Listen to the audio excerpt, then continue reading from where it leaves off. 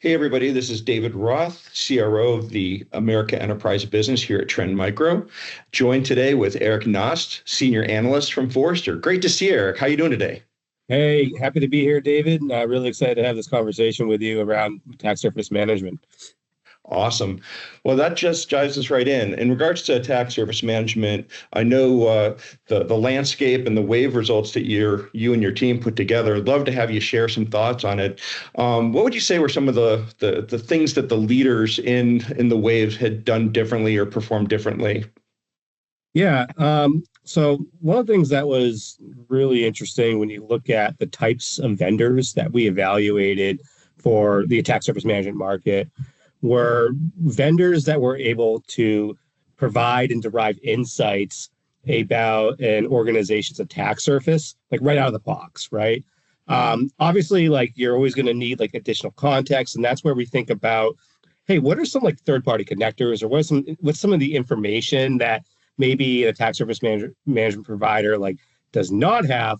But what ended up being pretty powerful was to see, hey, there's attack surface management providers out there that can just start giving you insights on your assets and their context and your overall attack surface just by like activating a SKU, just by turning it on, and starting to see where areas of focus for your proactive security strategy might lie, like right out of the box, without having to ingest like all this data that some other attack surface management vendors have as their model. Yeah, and by the way, I definitely want to spend some more time chatting about the notion about proactiveness as we get into this, because obviously there's a huge opportunity for folks to find a way to get ahead of things before harm is done or issues happen to an environment. But there was another thing you talked about a second ago in regards to like the breadth of ASM, and as we kind of see, there's all these different subcategories, EASM and so forth, the different sub-segmentations, if you will. So, it sounds like you do kind of see the importance, and clients see the importance of there being a breadth of what makes up ASM. Yeah, so there's breadth and depth. So, I wouldn't just limit it just to breadth. I'll talk a little bit about each, because you need breadth to really understand where opportunities lie for one, like attackers, right? So what is opportunistic for attackers? Because they're looking at whatever a broad view of your organization or just any organization that's out there for low-hanging fruit, right? So that could be an endpoint, that could be credentials, that could be misconfigurations on a mail server, right? That's why having that broad view is really important, I think, when you're thinking about an attack surface management and really a proactive security strategy. But I wouldn't limit it just to breadth, because once you go wide, you also kind of need to go deep to understand, hey, well, what is the purpose of this asset? Who owns this endpoint?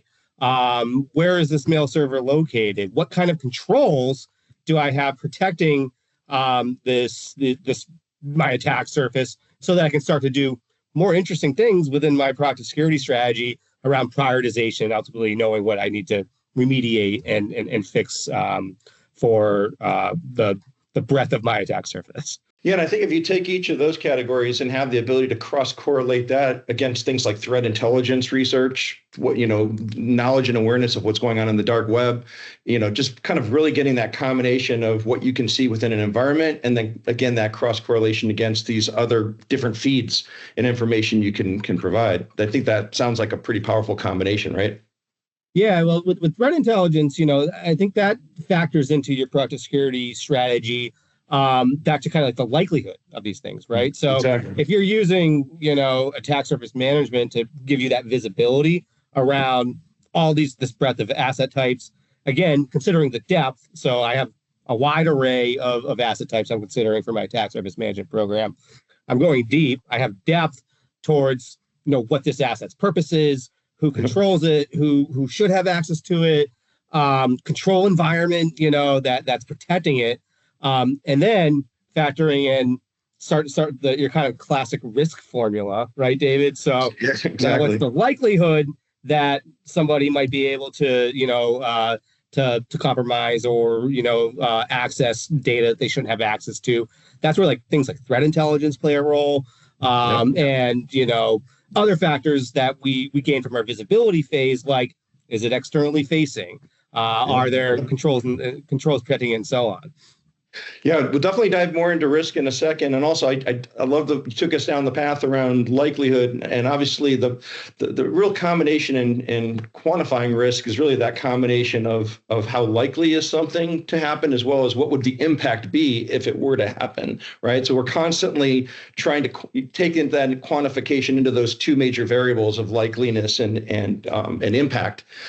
Before we shift deeper into risk, I want to cover one more item, because again, if we think about this from the client, from the market's perspective, they're very often looking to connect into outcomes, right? Like the biggest thing they're trying to make their decisions about every day is how do they kind of utilize information to get the best outcomes possible. So, if you think about ASM and what this means to large enterprises, what do you see as like the desired outcomes they could be trying to achieve from it, and the metrics and the benchmark, kind of potentials that they can utilize on trying to get to these outcomes that they'd prefer, and the outcomes they're trying to, or the consequences they'd prefer to avoid, right, or not have happen to their enterprise? Yeah, I mean, there's kind of like the ideal outcome, and then there's like kind of the real outcome that folks will probably end up achieving. The ideal outcome is really just minimizing your attack surface, right? So minimizing your attack surface can mean a lot of different things, right? But so let me just double click on that. Minimizing your attack surface to say, hey, I know what my attack surface is, right? And I am shrinking the opportunity for folks to take advantage of a attack surface for when they should or should not have access to it, right? So I think that's kind of like one component towards an ideal outcome. Ultimately, what that leads to, so what does shrinking like your attack surface mean? Well, it means it means enabling better outcomes for the business at the end of the day. Because we've learned as security professionals and the CISOs that you and I talk to, that we need to partner with the business, and we need to be able to explain why things like an attack surface management and a proactive security program can improve the resilience of the business, can improve customer trust, can improve the bottom line for why we even have a security program to begin with. So feeding into that are things like, hey, we've reduced the likelihood that we will have an operational impact to our business because we've gained visibility on our attack surface here. We've prioritized exposures that we've identified within that program and then fixed them, right? There's also the measurement of that too. So it's also, are we measuring how we are reducing our attack surface and minimizing exposures as they relate back to what our business cares about, which is financial performance, customer outcomes, and so on. Exactly. And it's interesting too. I think the stream of consciousness you just shared and the notion about those measures, it's also, and as you even said, kind of the shrinking of the attack surface, or having your world be as manageable and understood as possible. It's also not static, right? I mean, so the majority of our client organizations go through people changes, go through organizational, like maybe merger acquisitions or spinouts, and even the technological adjustments that go on in their organization. They weren't using the cloud; they begin using the cloud. They leverage a new technology like AI for the first time. All of these different things could be part of the non-static nature, right? So I kind of feel like when we talk about things like likelihood and impact and getting your your capabilities around or understanding around attack surface, it's also where continuous monitoring of this comes in, right? The notion that this is a steady state nature. So would you agree with that that's another nature of this, is that it's trying to do this on a snapshot basis probably would have a limited amount of benefit compared to doing this in a way that continuously provides the level of visibility I think you were just kind of talking about? Yeah, absolutely. I mean, as businesses kind of scale and their appetite for innovation, and the speed in which they're deploying assets, right? Like we live in an agile DevSecOps world where the our what's available for customers also becomes more available for everybody on the internet, which we want to be able to track more continuously and more rapidly. So I would say within an attack surface management program, thinking about how often and how regularly we're tracking those, and bringing that back to a measurement, like this is the typical state of what we expect our asset environment to look like, our attack surface management, our attack surface to look like, and then measuring against when there's deviations of that, right, David? So, hey, like this is the typical number of assets that we see, accessible from the internet on any given day. When there's a spike, right? Because you're Yep. measuring this continuously, you know that there's something that you would need to then react to much more quickly because that it's becomes that much more evident. So when we get to like measurements for attack surface management, think about it like from a baseline perspective. A lot of people want to know benchmarks, and benchmarks are good for having board conversations and soliciting impact, or soliciting buy-in from some of your business stakeholders. But from a more tactical perspective, knowing what your baselines are for your attack surface management program are really like quintessential to understand when and how in an immediate versus a delayed reaction might need to occur. Awesome.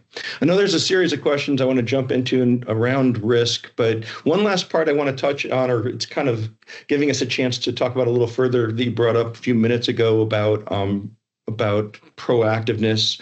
I mean, ideally, in a cyber professional organization, the more you have the ability to even predict something before it happens, that would be it's such an ideal situation to be in, so you can actually stop or prevent something, and it's even that shoring up those gaps or those areas of vulnerability before they harm is done and so forth. But I think you and I have had some chats about this in the past. Security in its own right over years, over decades, has largely had to be a reactive world, and we need to have foundational controls and capabilities around detection and response. Detection and response isn't going anywhere, and the need to respond and react quickly isn't going anywhere. But it is an interesting opportunity about having this motion around proactiveness be something that can feed into how we can be the best reaction organization we can be, as well as anything you can kind of share of your thoughts about how you see a responsive engine being able to feed a proactive engine, and a proactive engine being able to bring value to your responsive engine. Yeah, absolutely. I think the way to think about proactive, reactive is that they naturally complement each other at the end of the day. And like you said, as you're gaining these proactive insights, which comes down to things that solutions like attack surface management provide, visibility and prioritization. That's helpful for teams in the SOC that are responding to events and alerts and managing incidents at the end of the day, to know here's what's important to our business, because this is what we're dealing with proactively every single day. And here's how we've mapped our attack surface and what we're fixing for exposures and so on. Plus, here's where we know the risks are, because we've mapped it all proactively. So as you're managing this event, maybe you should prioritize the things that we've found within our attack surface management solution have weaker controls, or have more exposures and attacker opportunities as part of that. Vice versa, for thinking about your proactive program, it makes a lot of sense to think about, well, what is your SOC responding to? What type of alerts and what type of attacks are they seeing? And then how can we feed that into how we're prioritizing our remediation strategy? Because, hey, if this is what our SOC's responding to, that's not just a predictive, likelihood guess towards what we might, what type of attacks we might see. This is what we are seeing. It becomes the the true, the true, um, the the actual, implications of what we see happening today, not just like predictive guesswork. It's interesting as we kind of dive deeper into the talk around risk.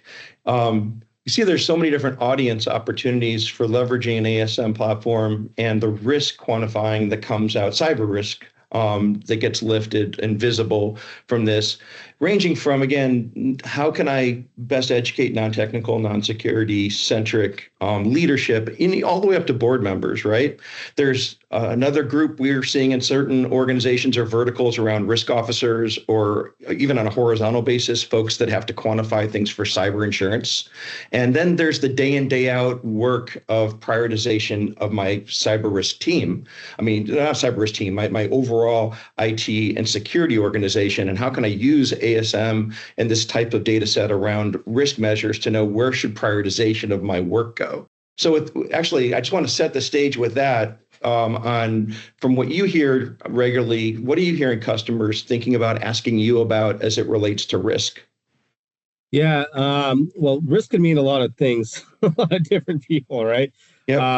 So the way that folks ask me about risk, sometimes it's just kind of like exploratory around like, what does this vendor mean about risk? Because like vendors talk about risk a different way. And how should I be building a proactive security program that can speak like risk language at the end of the day? But how do I take all these different interpretations of risk to have a conversation with the business that actually makes sense for the business at the end of the day? Exactly. Right? But this, David, it's a two-way street. It's not just like, hey, here's security telling you, what risk is for the business. Security is just a function of the organization. It takes partnership with the CFO org and with counsel and with compliance and everybody else to really understand like what is the risk that the organization cares about, not what the cybersecurity news publication of the day says, or this security vendor over here says. It's risk is an organizational conversation, and interpreting that towards your cybersecurity program is really where you can start to have meaningful conversations with folks all over the business. But it's not just cybersecurity's or the CISO or the vulnerability management or attack surface management team's job to talk to determine what's risky for the org. It's a business conversation, which means you need to have these conversations with the right folks in the business. Absolutely. I think one of the ways I've seen this show up on a number of different type of reports is how there's for years already been a number of business risk measurement in organizations, and now cyber risk is becoming understood as yet another or a part of a spectrum of business risks, right? So it's not, as you just kind of described it, it can't be looked at in isolation and just thought of as its own independent set of measures. It really takes that cross-team collaboration and ensuring that you're always looking at this from the perspective of the business priorities, the dynamics of that business. So yeah, what are you seeing as on the vendor basis? If that's just kind of the way the customers are looking at it, how are you seeing vendors looking at the state of cyber risk? I would say a lot of different ways, right? There's certainly vendors out there that take like a threat intelligence vendor, right? That understands like, hey, threat intelligence is kind of an input into like the risk formula, meaning like that likelihood, because I think you said earlier, likelihood times impact, equals risk. That's the classic, risk management formula and so on.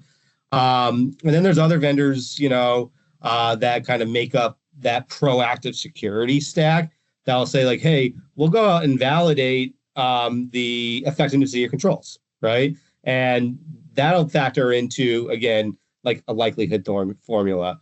There's other vendors out there, just your classic, GRC vendors and resilience and resilience and continuity type vendors that say, hey, we'll look at like the impact, right? We'll measure what potential impacts are, and so on, to give you that risk picture to what's really important to your business. There's a lot of different categories that pop up within the cyber market as well. Cyber risk quantification, I think, is certainly a category you see, popping up around this whole conversation for, hey, like, let's quantify what matters to a business in financial terms, because, hey, that's the language that the CFO speaks.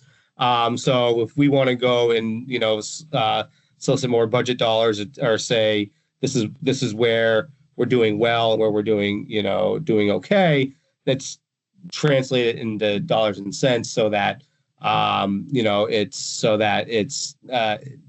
we're talking the same language that the CFO org would be at the end of the day. So I guess, like, how are vendors thinking about, like, risk? Lots of different ways. It's pretty evident towards a lot of different categories that you see popping up as well. Very cool. Yeah, and I definitely, again, the last place you went around tying together what it means to take not just the breadth and the depth of this information, but then packaging it up and correlating or translating it to business terminology and business impact scenarios. I think I'm curious to get your take on how important it can be for there to be a transparency with the methodologies involved. I think, we've kind of gone back and forth a bit on this on the call already about, like, the likelihood and impact levels. And if you take things like the Nost standards and what it kind of helps provide, some basis to leverage, we can find similar things even as we go into business impact discussions around FAIR and so forth, right? So no matter which they are, I'm not really looking to bring this up to weigh in heavy on any one of these things, but I'm kind of curious if you're hearing and you're seeing the importance of transparent methodology overall, so that it can make sense and be understood about how or why are these things formulated. Yeah, well, let me put it this way. If you're a CISO and you go to the board and you say, hey, this vendor says our risk score is 900. Like, what does that mean, right? Exactly. So once you start to get into, like, the transparency that feeds into a risk score, whether it's a 900 risk score or A plus or C minus, or 1,203,000, or, like, whatever the risk score is, you need to be able the transparency is what is going to allow you to answer more questions when your board says, what the heck does an A grade mean, or a 1,000 score mean, and so on, because the transparency will explain what that score is. It'll say, hey, your risk score is 1,000 because you have this many externally facing assets that have these type of services exposed, that have known exploits in the wild that are being actively exploited. So it really becomes a, like, qualitative discussion. Once you get into the transparency, it allows you to have a more rich and dynamic conversation with the stakeholders, versus just giving, like, a number for how we've calculated whatever our risk score is. If you were to think about, when we apply this into the day in the life of prioritization, what would you say good prioritization would look like? And, how would you see, like, an effective visual representation of utilizing, this risk visibility into how they could prioritize and come up with a path to reducing risk?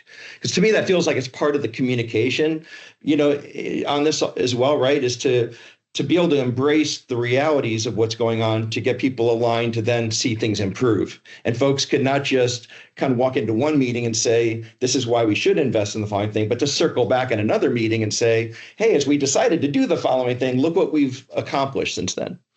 Yeah, you bring up a good point, David, because I think we've spent a lot of time so far kind of talking about, here's how we need to think about, like, risk from, like, the strategic and, like, managerial level, right? There's still, like, a tactical level, which teams need to be able to do, like, the work, right? So how is that described to them in a way that makes sense from a prioritization perspective, which Tends to be more, in my opinion, more where having like a risk score is helpful, because it'll say, here's like your P0, like your urgent thing that you need to work on right away. First, like, priority 1, which, maybe that's the thing you would do next, but we'll rank this thing like a priority 4 or so on. Maybe it's not as urgent because there's compensating controls, it's not an active exploit impacting it, and so on.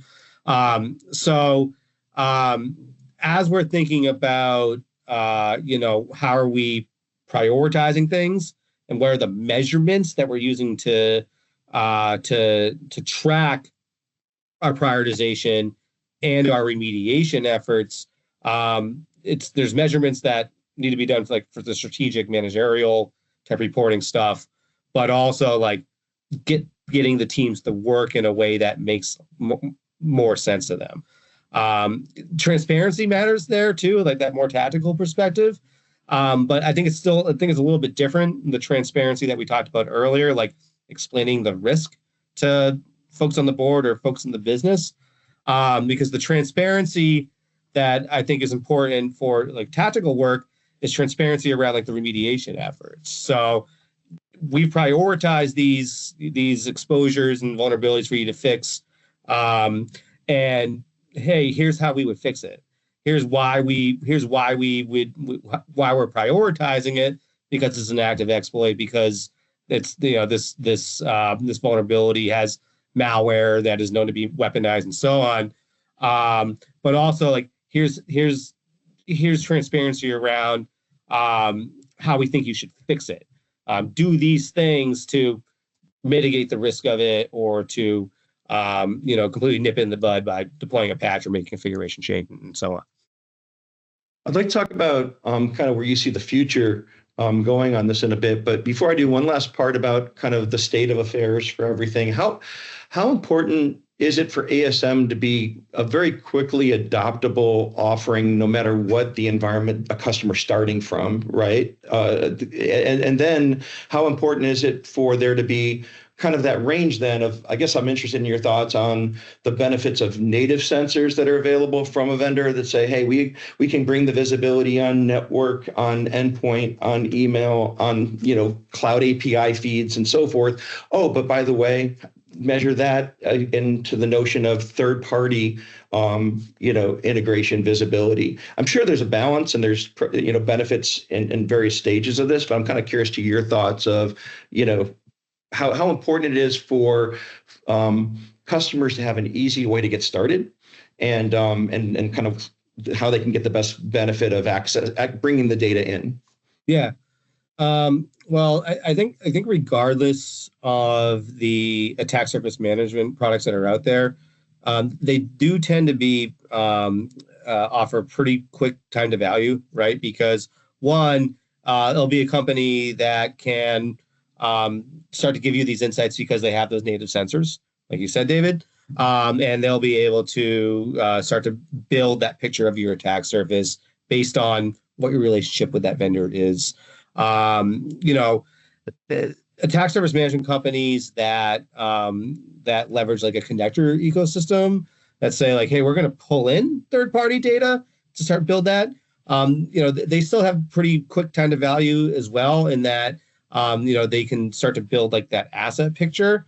But like a lot of that means that you need to kind of like do that data management yourself. Like you need to be able to tag these things. You need to be able to correlate assets within that vendor's console, yourself. But as far as like how to get started, right? So like, where do you want to like think about getting started? I think getting started from that external attack surface picture is where like the priority should be, because that's what your what's going to be visible for adversaries, like to begin with, right? You want to know what your external attack surface picture is, and comparing that to what your expectations of your environment were before even getting started. So, hey, I'm going to start an attack surface management program. What do I think I know about my environment today? Yep. Let's activate attack surface management with my preferred partner, and start to see what is the reality first of what this attack surface management vendor is providing versus what my expectation was prior to going into it. So set those expectations first to really understand like where and how my my expectations lie, before you get started, regardless of the ASM vendor that you go with. Let's shift a bit to the whole notion of where all this could be going. I know, and I do think you've sprinkled throughout our conversation proactivity, and I do think proactiveness and predictiveness is very exciting. I'd mentioned earlier also the notion about what AI could mean as an aspect of the attack world, but AI also could be a benefit in security vendor space on taking volumes of data, cross-contextual data, and leveraging the power of AI into toolings like ASM and the ASRM journey that we're on as it relates to things like predicting attacks, predicting an attack path, and so forth. So we can not just say, hey, we found an area of vulnerability, but seeing the whole combination of things and all the amount of cross-contextual data, we could pretty much be able to, if the future could take us to a place where we could map out where this is going to go and like down to it like a kill chain and so forth, what kind of benefits could happen the more we can leverage this kind of stuff. So I'm kind of curious if you could kind of see or excited about or interested in what does this future look like? And anyway, any thoughts you could share on the year ahead or the future ahead? Yeah, I mean, you mentioned AI. How proactive solutions that are providing visibility, which are going to be an inventory of assets and how you should be thinking about your prioritization program. At the end of the day, there's a lot of analytics that's going into it, right? And when you look at what AI is doing, it's analyzing massive sets of data, right? So if anything, I think the scale and the speed in which we're able to derive these kind of predictive insights that you mentioned will increase as what we understand about what AI can handle also evolves, over this year. But within these models, there's also a lot of like data that folks need to like interact with. And that's an immediate applicability of AI that you see within solutions now, and that you can now like interact with the data in a much more natural way using natural language prompts that we've seen be delivered now in a variety of solutions out there. Because there's a lot of data that your organization has. You want to be able to interact with it. We want to be able to interact with it in a way that makes sense to whoever's behind the keyboard and what the role is too. Like, so you might want to ask, where's my biggest risk for the organization? If you're, again, that more senior person, but you might want to ask if you're that more tactical person, what remediation should I focus on right now, based on my role or so on. I think there's probably one more aspect that you see, generative AI at least play a role. We mentioned earlier around like transparency and explainability, is be able to like generate recommended actions, right? So we see, these type of threats within your organization. This is the recommended action we think you should take using generative AI to generate that and provide X amount of steps because, AI is able to, generate these. It's generative AI. it generates the text. So, yeah, exactly. Now we're big time believers in where you just described that, and very, very excited to see and to bring about this next generation, right? About where we can not only get proactive and predictive, but help accelerate the speed of remediation. I mean, again, I personally don't really see the world of AI being the replacement of human beings. I think it's the empowerment and the enablement of us we just have so much to do with, I haven't met an organization, including the biggest in the world, that still would say that they, have just more than enough people to do everything they need done. Everyone kind of feels the stress of what's at hand every day. So if we could find ways that can take those tidbits you just put out there and make the speed to empowerment, enablement, remediation, problem solving happen, then to me, that's what's going to get people to spend some dinners with their family instead of,